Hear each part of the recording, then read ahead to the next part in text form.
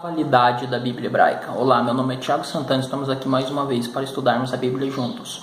Hoje eu queria falar um pouquinho com vocês sobre a Bíblia Hebraica, tá certo? Em nosso meio, no meio religioso, hoje existe um grande debate se ainda devemos ou não usar a Bíblia Hebraica.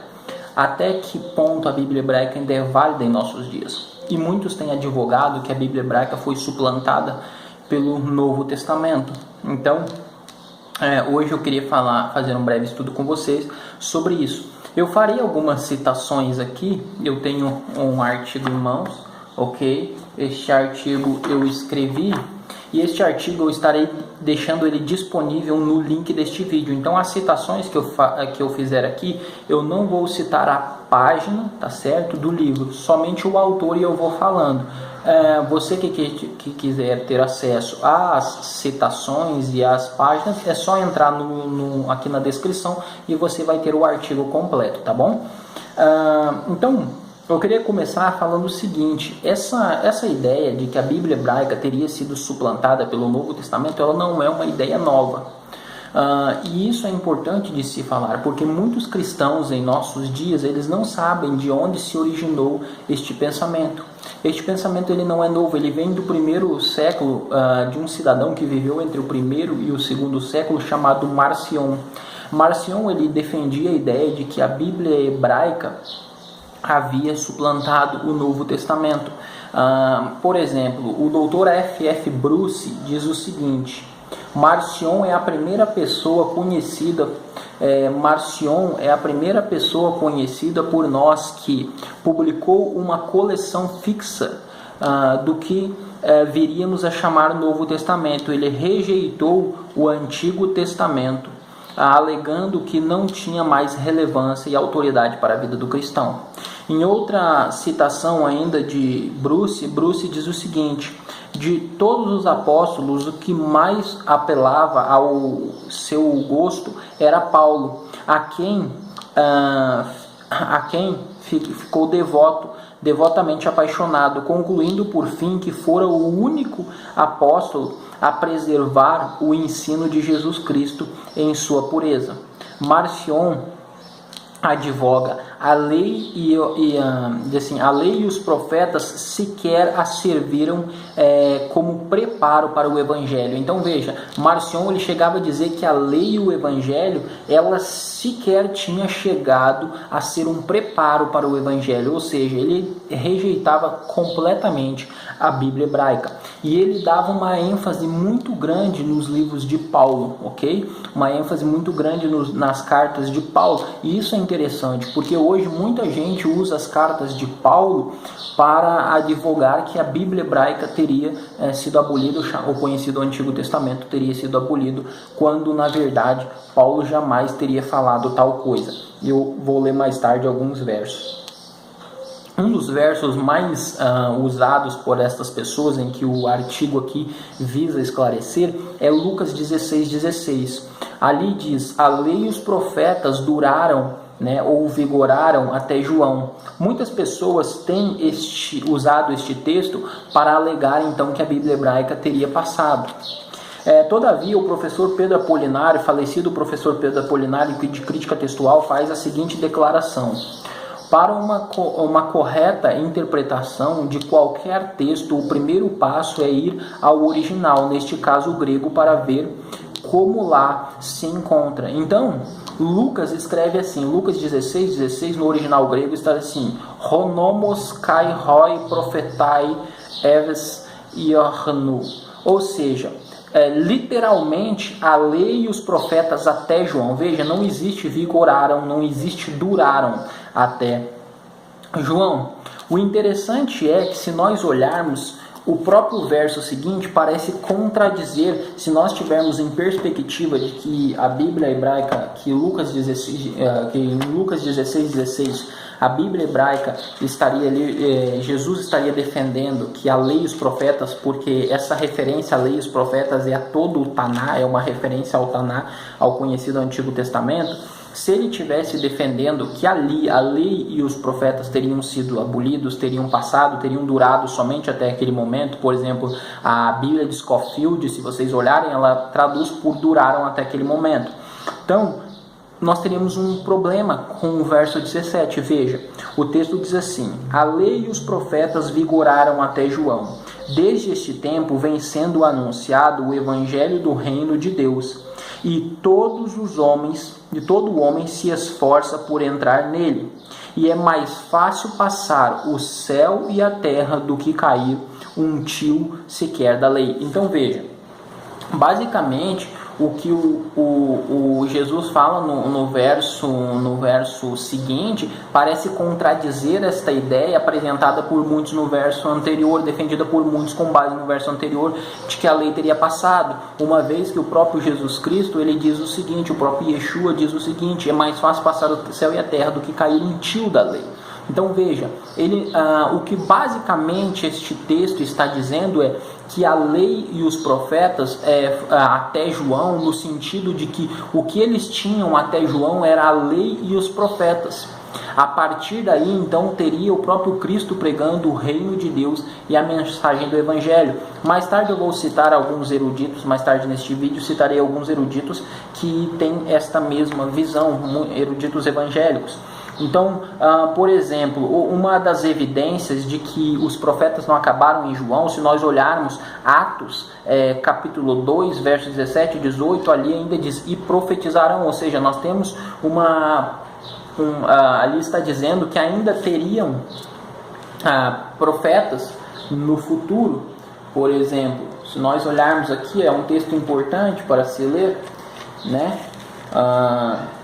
Atos 2, 17 e 18. Atos 2, 17 e 18 diz assim, ó: e acontecerá nos últimos dias, diz o Senhor, que derramarei o meu espírito sobre toda a carne, vossos filhos e vossas filhas profetizarão. Então veja, ele fala claramente que haveria profecia nos últimos dias.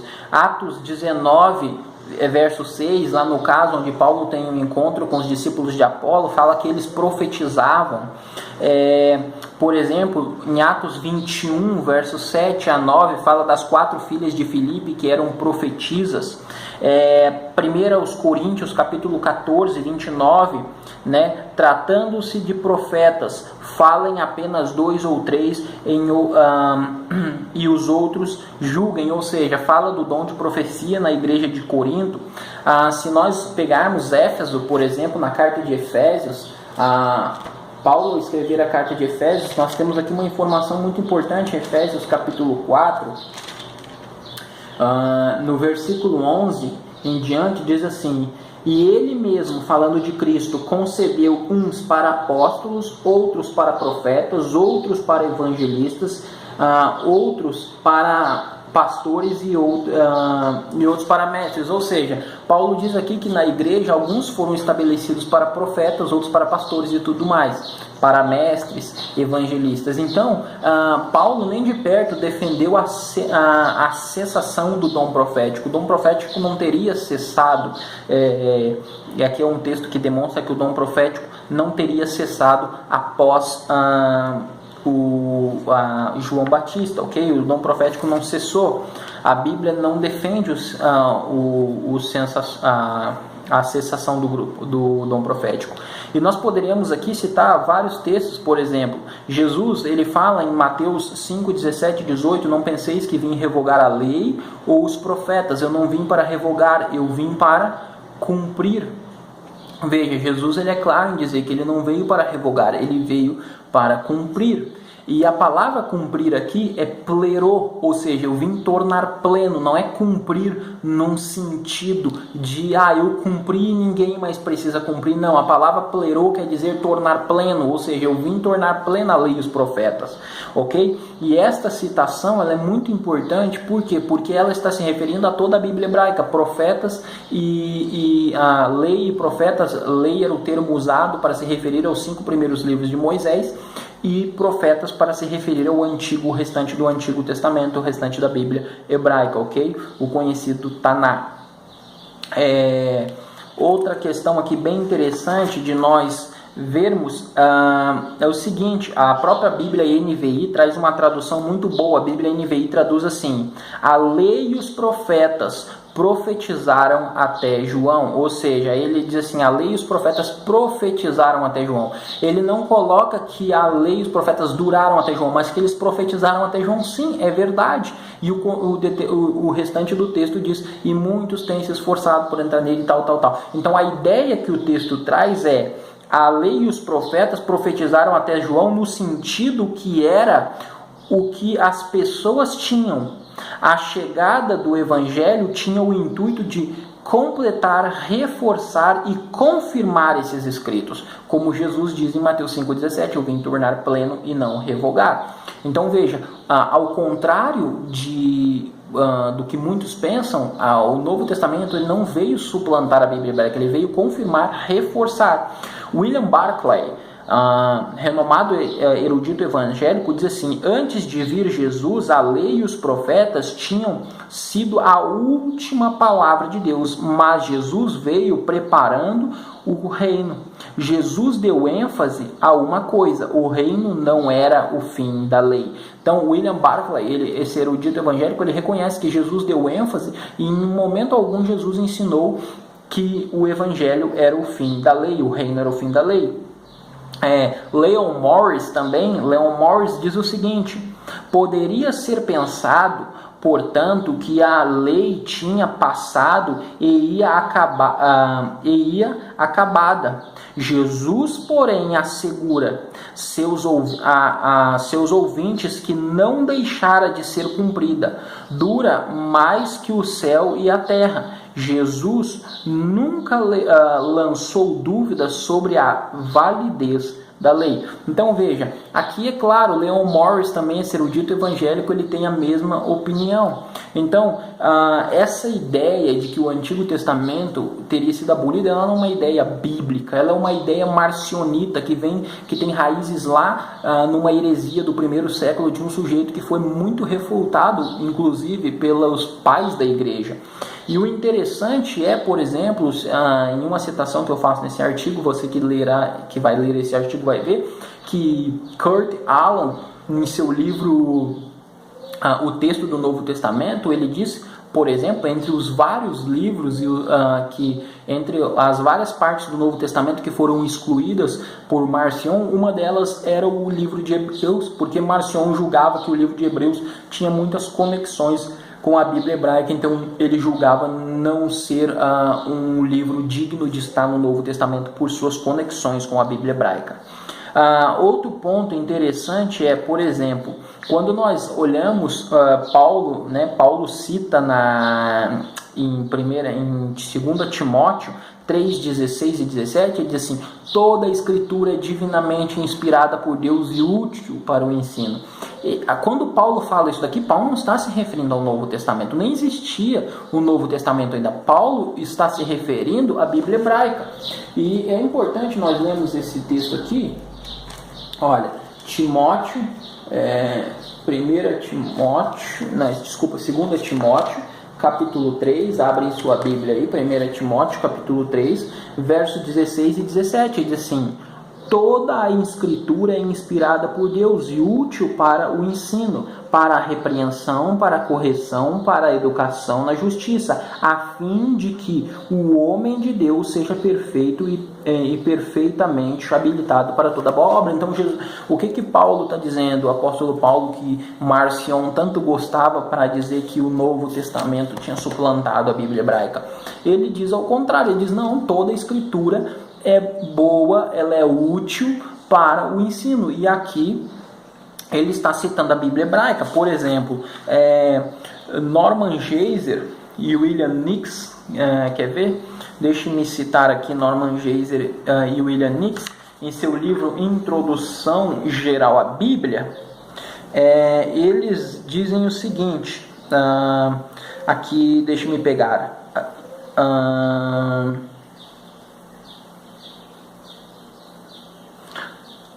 ele diz assim,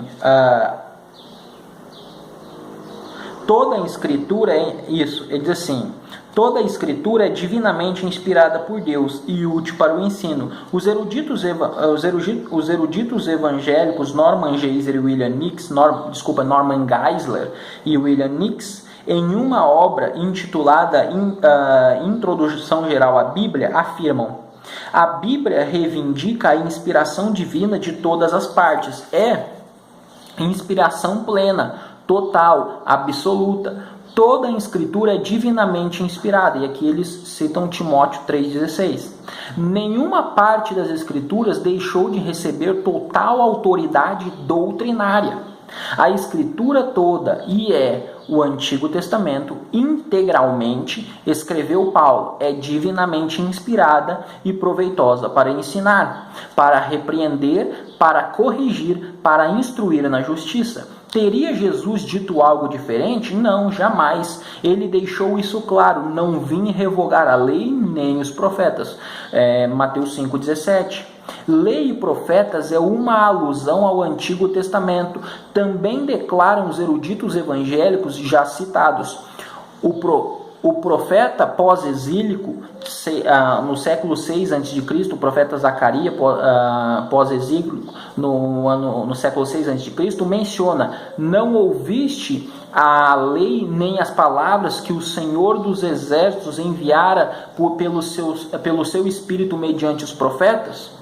No Novo Testamento, lei e os profetas, em primeiro lugar, trata-se de uma expressão que abrange todos os livros do cânon hebraico, a saber, o Antigo Testamento. Então veja, o William Nix e Norman Geisler, esses dois teólogos aqui, Geisler e Nix, eles são claros e estão de acordo com o texto bíblico quando eles dizem que a lei e profetas é uma referência à Bíblia hebraica. Então, diversas vezes, como eles bem demonstraram aqui, se cita, por exemplo, em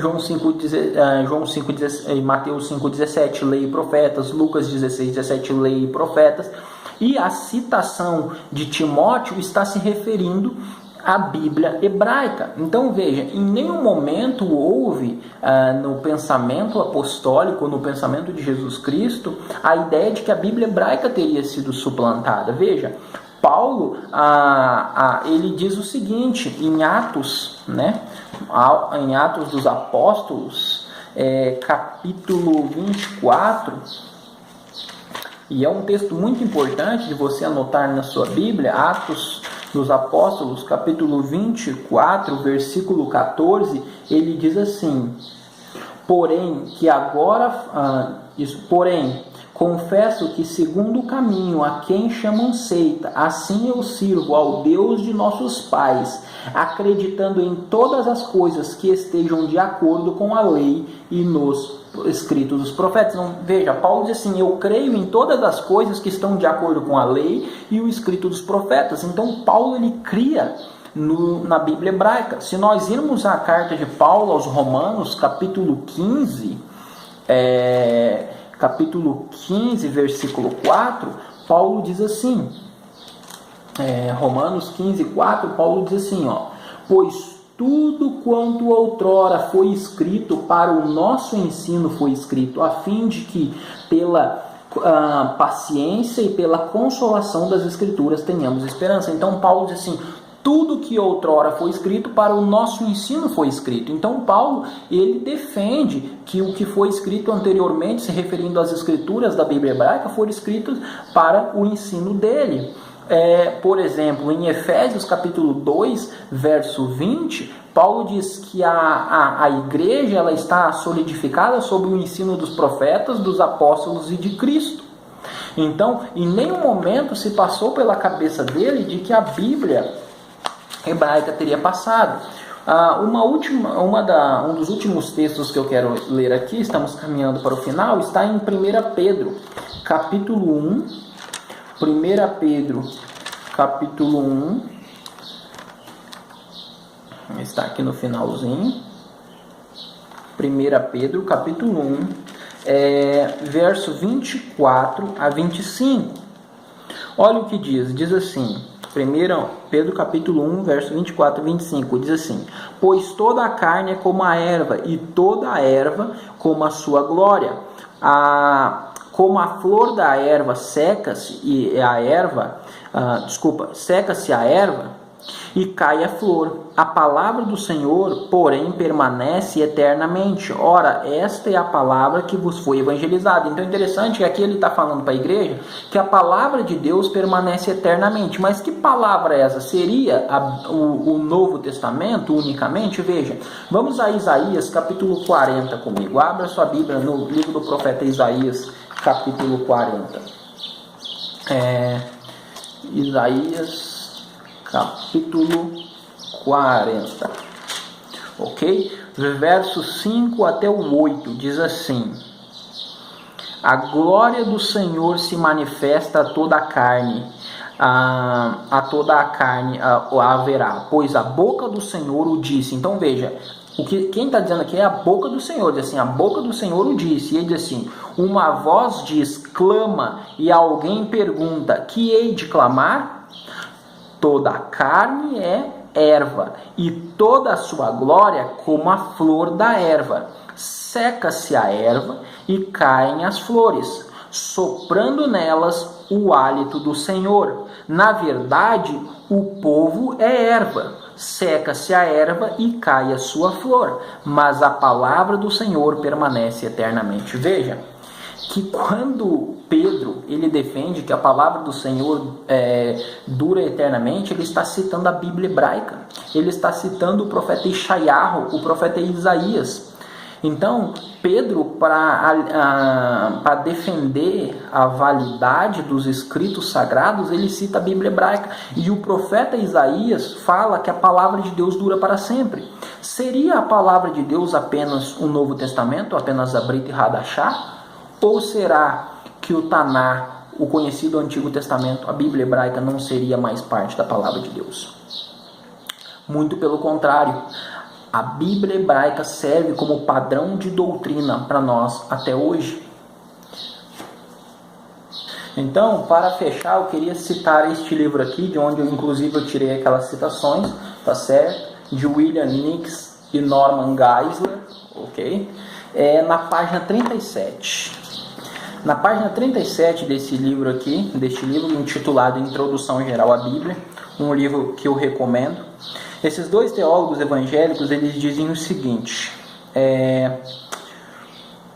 o ensino de Jesus a respeito da autoridade divina do Antigo Testamento é tão incondicional e tão isento de transigências que não se pode rejeitar esse ensino sem rejeitar as palavras de Jesus. Veja, é forte isso que ele está dizendo, não se pode rejeitar os ensinos da Bíblia hebraica, não pode se rejeitar os ensinos do Antigo Testamento sem rejeitar as palavras de Cristo. E ele continua, se alguém não aceitar a autoridade do Antigo Testamento como escritura sagrada, tal pessoa põe em dúvida a integridade do Salvador.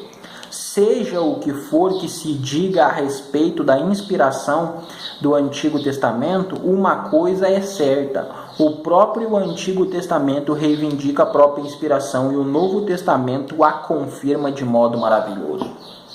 Então, basicamente, o que o Norman Geisler e o William Nix eles dizem é que o Antigo Testamento ele é inspirado, ele é uma fonte de autoridade, porque sendo inspirado ele é a palavra de Deus inspirada para nós, e se nós rejeitarmos os ensinamentos da Bíblia hebraica, estaríamos rejeitando o próprio Salvador. É claro que na Bíblia hebraica algumas coisas se encontraram em uma nova realidade quando Jesus veio, mas os ensinamentos da Bíblia hebraica eles estão baseados em princípios eternos. E devemos procurar buscar estes princípios. Deveremos procurar estudar mais a Bíblia hebraica para compreendermos a vontade de Deus para a nossa vida. Que o Senhor esteja com você. Até o nosso próximo estudo. Fique em paz.